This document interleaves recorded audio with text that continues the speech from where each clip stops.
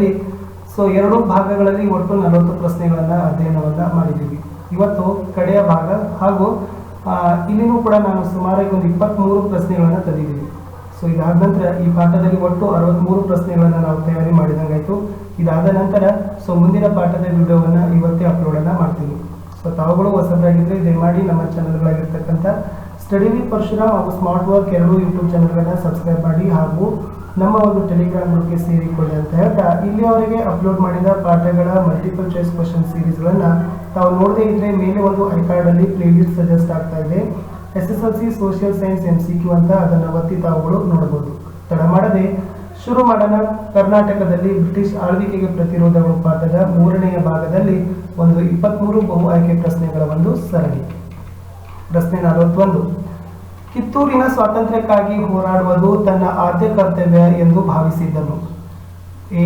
ಮಲ್ಲಸರ್ಜ, B. Shivalingappa, C. Shivalinga Rudrasarja, D. Sangolli Rayanna. ಯಾರು ಕಿತ್ತೂರಿನ ಸ್ವಾತಂತ್ರ್ಯಕ್ಕಾಗಿ ಹೋರಾಡುವುದು ತನ್ನ ಆದ್ಯ ಕರ್ತವ್ಯ ಅಂತ ಭಾವಿಸಿದ್ದರು? ಆಯ್ಕೆ ಡಿ. ಸಂಗೊಳ್ಳಿ ರಾಯಣ್ಣ ಅಂತಕ್ಕಂಥದ್ದು ಸರಿಯಾದ ಉತ್ತರ ಇತ್ತು. ಪ್ರಶ್ನೆ 42ಕ್ಕೆ ಹೋಗೋಣ. ಪ್ರಶ್ನೆ ಸಂಖ್ಯೆ 42. ಸಂಗೊಳ್ಳಿ ರಾಯಣ್ಣನ ಕಾರ್ಯಾಚರಣೆಯ ಸ್ಥಳಗಳು ಅಂತ ಕೇಳಿದ್ದಾರೆ. A. Nandagad, B. Khanapur, C. Sampagavi, D. ಮೇಲಿನ ಎಲ್ಲವೂ. ಸಂಗೊಳ್ಳಿ ರಾಯಣ್ಣನ ಕಾರ್ಯಾಚರಣೆ ಸ್ಥಳಗಳು ಅದು ಮೇಲಿನ ಎಲ್ಲವೂ ಆಗುತ್ತೆ. ಅಂದರೆ ನಂದಗಢ, ಖಾನಾಪುರ್, ಸಂಪಗಾವಿ ಈ 3 ಸ್ಥಳಗಳು ಕೂಡ ಸಂಗೊಳ್ಳಿ ರಾಯಣ್ಣನ ಒಂದು ವಿಶೇಷ ಕಾರ್ಯಾಚರಣೆ ಸ್ಥಳಗಳೇ ಆಗಿದ್ದವು. ಮುಂದಿನ ಪ್ರಶ್ನೆ ಹೋಗೋಣ. ಪ್ರಶ್ನೆ 43. ಚೆನ್ನಮ್ಮನನ್ನು ಬೈಲ್ಹೊಂಗಲದಿಂದ ಯಾವ ಸೆರೆಮನೆಗೆ ಸ್ಥಳಾಂತರಿಸಿದರು? ಸೊ ಚೆನ್ನಮ್ಮನನ್ನು ಬ್ರಿಟಿಷರು ಬಂಧಿಸ್ತಾರೆ, ಬೈಲ್ಹೊಂಗಲ್ ಕಾರಾಗೃಹದಲ್ಲಿ ಇರ್ತಾರೆ. ಮುಂದೆ ಬೇರೊಂದು ಸೆರೆಮನೆಗೆ ಕೂಡ ಅವರು ಏನ್ ಮಾಡ್ತಾರಪ್ಪ ಅಂದ್ರೆ ಸ್ಥಳಾಂತರಿಸಿಕೊಂಡು ಹೋಗ್ತಾರೆ. A. Nandagad, B. Khanapur, C. Kusugal, D. Sangolli. So 43ರ ಪ್ರಶ್ನೆಯ ಸರಿಯಾಗಿರ್ತಕ್ಕಂಥ ಉತ್ತರ ಇದೆ ಆಯ್ಕೆ ಸಿ. ಕುಸುಗಲ್ಲ ಬಂದಿಖಾನೆಗೆ ಸೆರೆಮನೆಗಾಗಿ ಏನ್ ಮಾಡ್ತಾರಪ್ಪ ಅಂದ್ರೆ ಅಲ್ಲಿ ಸ್ಥಳಾಂತರಿಸ್ತಾರೆ ಬೈಲಹೊಂಗಲದಿಂದ ಕಿತ್ತೂರು ರಾಣಿ ಚೆನ್ನಮ್ಮನನ್ನ. ಮುಂದಿನ ಪ್ರಶ್ನೆಗೆ ಹೋಗೋಣ. ಪ್ರಶ್ನೆ ಸಂಖ್ಯೆ 44.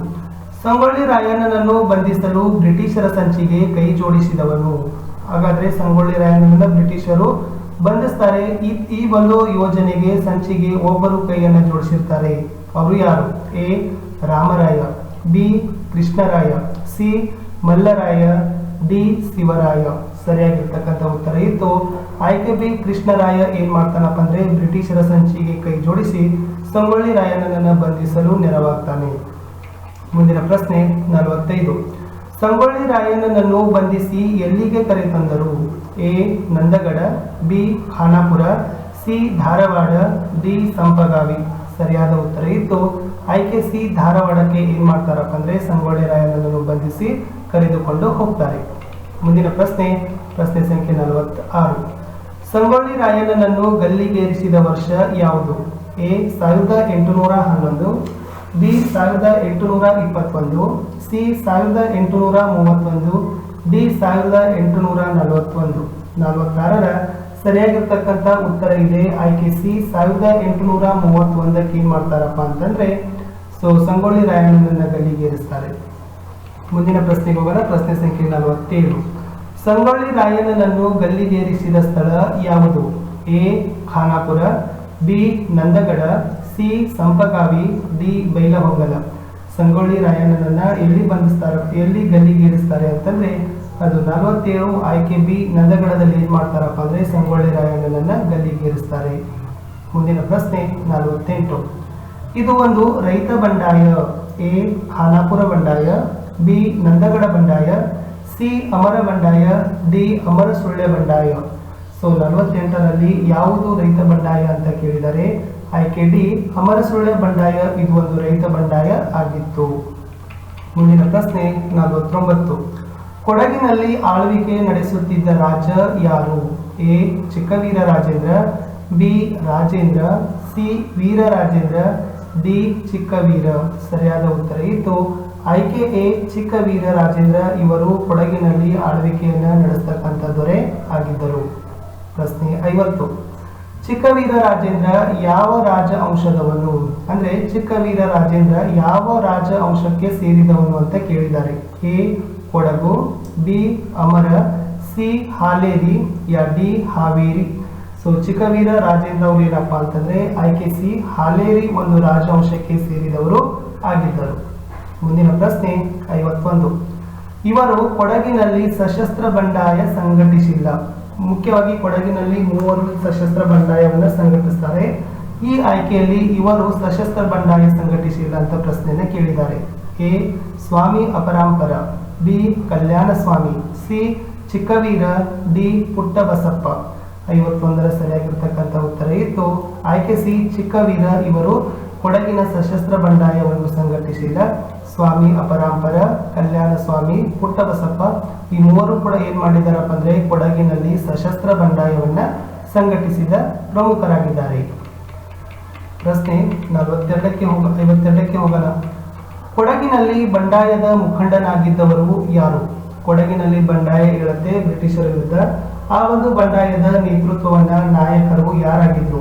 A Swami Aparampara, B Kalyana Swami, C Puttabasappa, D Chikkaveera. ಕೊಡಗಿನಲ್ಲಿ ಬಂಡಾಯದ ಮುಖಂಡನಾಗಿದ್ದವನು ಆಯ್ಕೆ ಎ ಸ್ವಾಮಿ ಅಪರಾಂಪರ ಅಂತಕ್ಕಂಥದ್ದು ಸರಿಯಾದ ಉತ್ತರ ಆಗಿತ್ತು. ಮುಂದಿನ ಪ್ರಶ್ನೆ 53. ಸ್ವಾಮಿಯ ನಿಧನಾನಂತರ ಬಂಡಾಯವನ್ನು ಮುಂದುವರಿಸಿದವರು ಯಾರು?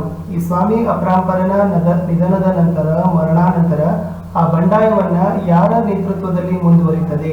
A Kalyana Swami, B Chikkaveera, C Puttabasappa, D Amara Sullia. ಸರಿಯಾದ ಉತ್ತರ ಇತ್ತು ಆಯ್ಕೆ ಸಿ ಪುಟ್ಟಬಸಪ್ಪನ ನೇತೃತ್ವದಲ್ಲಿ ಒಂದು ಸ್ವಾಮಿಯ ನಿಧನದ ನಂತರ ಕೊಡಗಿನಲ್ಲಿ ಬಂಡಾಯ ಮುಂದುವರಿತದೆ. ಪ್ರಶ್ನೆ 54ಕ್ಕೆ ಹೋಗೋಣ. ಅಮರಸುಳ್ಯ ಬಂಡಾಯದ ಕೇಂದ್ರ ಸ್ಥಾನಗಳಿರುವ ಪ್ರಾಂತ್ಯ ಯಾವುದು? ಅಮರಸುಳ್ಯ ಬಂಡಾಯ ಮುಖ್ಯವಾಗಿ ಕೆಲವು ಹಳ್ಳಿಗಳಲ್ಲಿ ಊರುಗಳಲ್ಲಿ ವ್ಯಾಪಿಸಿತ್ತು. ಹಾಗಾದ್ರೆ ಆ ಊರುಗಳು ಯಾವ ಪ್ರಾಂತ್ಯಕ್ಕೆ ಸೇರಿದವೆ? ಎ ಬೆಂಗಳೂರು ಪ್ರಾಂತ್ಯ, ಬಿ ಮೈಸೂರು ಪ್ರಾಂತ್ಯ, ಸಿ ಕೆನರಾ ಪ್ರಾಂತ್ಯ, ಡಿ ಧಾರವಾಡ ಪ್ರಾಂತ್ಯ ಅಂತ ಇದೆ. ಸೊ 54ರಲ್ಲಿ ಅಮರಸುಳ್ಯ ಬಂಡಾಯದ ಕೇಂದ್ರ ಸ್ಥಾನಗಳು ಅವು ಕೆನರಾ ಪ್ರಾಂತ್ಯಕ್ಕೆ ಏನಾಗಿದ್ದಾವಪ್ಪ ಅಂದ್ರೆ ಸೇರಿಕೊಂಡಿದ್ದಾವೆ. ಸಿ ಕೆನರಾ ಪ್ರಾಂತ್ಯ ಅಂತಕ್ಕಂಥದ್ದು ಸರಿಯಾದ ಉತ್ತರ ಆಗಿತ್ತು. ಪ್ರಶ್ನೆ 55. ಸುರಪುರ ಬ್ರಿಟಿಷ್ ವಿರೋಧಿ ಬಂಡಾಯದ ಕಿಚ್ಚು ಇವರ ಕಾಲದಲ್ಲಿ ಹೊತ್ತಿತ್ತು. ಸುರಪುರದಲ್ಲಿ ಬ್ರಿಟಿಷ್ ವಿರೋಧಿ ಬಂಡಾಯದ ಕಿಚ್ಚು ಇವರ ಕಾಲದಲ್ಲಿ ಹೊತ್ತಿತ್ತು. ಎ ರಾಜಪ್ಪ ನಾಯಕ, ಬಿ ಚಿಕ್ಕನಾಯಕ, ಸಿ ವೆಂಕಟಪ್ಪ ನಾಯಕ, ಯಾ ಡಿ ವೆಂಕಿ. ಸರಿಯಾಗಿರ್ತಕ್ಕಂಥ ಉತ್ತರ ಇದೆ ಆಯ್ಕೆ ಸಿ ವೆಂಕಟಪ್ಪ ನಾಯಕನ ಒಂದು ಕಾಲದಲ್ಲಿ ಸುರಪುರದಲ್ಲಿ ಬ್ರಿಟಿಷ್ ವಿರೋಧಿ ಬಂಡಾಯದ ಕಿಚ್ಚು ಹೊತ್ತಿತ್ತು. 56ನೇ ಪ್ರಶ್ನೆಗೆ ಹೋಗೋಣ. 56. ಸುರಪುರದ ಪೊಲಿಟಿಕಲ್ ಏಜೆಂಟ್ ಎಂದು ನೇಮಕಗೊಂಡವರು ಯಾರು? ಬ್ರಿಟಿಷರು ಏನ್ ಮಾಡ್ತಾರಪ್ಪ ಅಂದ್ರೆ ಸುರಪುರದಲ್ಲಿ ಒಬ್ಬ ಪೊಲಿಟಿಕಲ್ ಏಜೆಂಟ್ ಅನ್ನ ನೇಮಕವನ್ನ ಮಾಡ್ತಾರೆ. ಹಾಗಾದ್ರೆ ಅವರು ಯಾರು? A Meadows Taylor, B Kilping, C Henry Dock, ಯಾ ಡಿ ಹೆನ್ರಿ ಟೇಲರ್. ಸುರಪುರದಲ್ಲಿ ಪೊಲಿಟಿಕಲ್ ಏಜೆಂಟ್ ಎಂದು ನೇಮಕಗೊಂಡವರು ಯಾರಪ್ಪ ಅಂದ್ರೆ ಆಯ್ಕೆ ಎ ಮೇಡೋಸ್ ಟೇಲರ್ ಅಂತಕ್ಕಂಥದ್ದು ಸರಿಯಾದ ಉತ್ತರ ಆಗಿತ್ತು. ಪ್ರಶ್ನೆ 57. ಸುರಪುರದ ರಾಜನ ಆಡಳಿತದ ದುರ್ವ್ಯವಹಾರದ ಕುರಿತು ವರದಿ ನೀಡಲು ನೇಮಕಗೊಂಡ ಬ್ರಿಟಿಷ್ ಅಧಿಕಾರಿ ಯಾರು? ಸುರಪುರದಲ್ಲಿ ಆ ರಾಜನ ಆಡಳಿತದಲ್ಲಿ ದುರ್ವ್ಯವಹಾರ ನಡೀತದೆ ಅಂತ ಬ್ರಿಟಿಷರಿಗೆ ಗೊತ್ತಾಗತ್ತೆ. ಅವರು ಈ ಅಧಿಕಾರಿಯನ್ನ ಅದರ ಬಗ್ಗೆ ಒಂದು ಪರಿಶೀಲನೆ ಮಾಡಲಿಕ್ಕೆ ತನಿಖೆ ಮಾಡಲಿಕ್ಕೆ ಅಧಿಕಾರಿಯನ್ನ ನೇಮಕ ಮಾಡ್ತಾರೆ. ಅವನು ಯಾರು? A Meadows Taylor, B Henry, C Campbell, ಯಾ ಡಿ ಥ್ಯಾಕರೆ. 57ರ ಸರಿ ಉತ್ತರ ಇತ್ತು ಅದು ಕ್ಯಾಂಪ್ಬೆಲ್ ಅಂತಕ್ಕಂಥ ಅಧಿಕಾರಿ ನೇತೃತ್ವದಲ್ಲಿ ಒಂದು ಆಡಳಿತದಲ್ಲಿ ದುರ್ವ್ಯವಹಾರ ನಡೆದಿದೆ ಅಂತಕ್ಕಂಥ ತನಿಖೆ ಮಾಡಲು ಒಂದು ಸಮಿತಿಯನ್ನ ರಚನೆಯನ್ನ ಮಾಡ್ತಾರೆ. ಪ್ರಶ್ನೆ 58ಕ್ಕೆ ಹೋಗೋಣ. ಕರ್ನಾಟಕದ ಚರಿತ್ರೆಯಲ್ಲಿ 1857ರ ಕ್ರಾಂತಿಯ ನಾಯಕನೆಂದು ಇತಿಹಾಸಕಾರರು ಯಾರನ್ನು ವರ್ಣಿಸಿದ್ದಾರೆ? ನೋಡಿ, ಕರ್ನಾಟಕದ ಇತಿಹಾಸದಲ್ಲಿ 1857ರ ಕ್ರಾಂತಿಯ ನಾಯಕ ಅಂತ ಇತಿಹಾಸಕಾರರು ಯಾರನ್ನ ಹೊಗಳಿದ್ದಾರೆ ಅಂತ ಪ್ರಶ್ನೆ ಇದೆ. ಎ ಚಿಕ್ಕವೀರ, ಬಿ ವೆಂಕಟಪ್ಪ ನಾಯಕ, ಸಿ ರಾಜಪ್ಪ ನಾಯಕ, ಯಾ ಡಿ ರಾಜನಾಯಕ. ಸರಿಯಾಗಿರ್ತಕ್ಕಂಥ ಉತ್ತರ ಇದೆ 58ರ ಪ್ರಶ್ನೆದು ಆಯ್ಕೆ ಬಿ ವೆಂಕಟಪ್ಪ ನಾಯಕನನ್ನು ಏನಂದಿದ್ದಾರಪ್ಪ ಅಂದ್ರೆ 1857ರ ಕ್ರಾಂತಿಯ ನಾಯಕ ಅದು ಕರ್ನಾಟಕದ ಇತಿಹಾಸದಲ್ಲಿ ಅಂತ ಕರೆದಿದ್ದಾರೆ. ಮುಂದಿನ ಪ್ರಶ್ನೆಗೆ ಹೋಗೋಣ. ಪ್ರಶ್ನೆ 59. ಬ್ರಿಟಿಷ್ ಸೈನ್ಯ ಸುರಪುರವನ್ನ ಆಕ್ರಮಿಸಿಕೊಂಡ ವರ್ಷ ಯಾವುದು? ನೋಡೋಣ.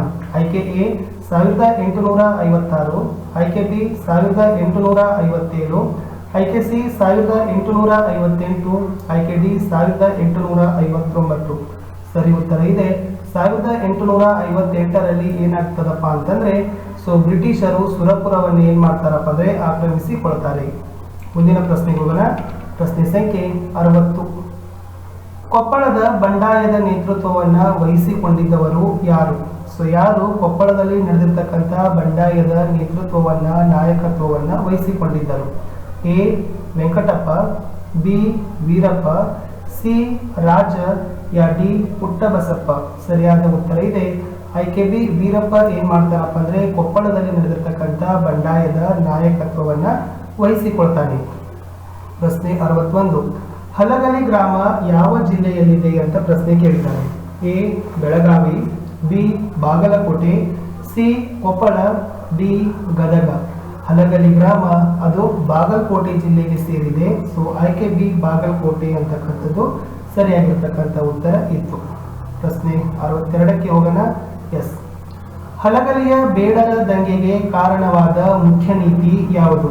ಹಲಗಲಿಯಲ್ಲಿ ಬೇಡರು ಏನ್ ಮಾಡ್ತಾರಪ್ಪ ಅಂದ್ರೆ ಬ್ರಿಟಿಷರ ವಿರುದ್ಧ ದಂಗೆ ಏಳ್ತಾರೆ.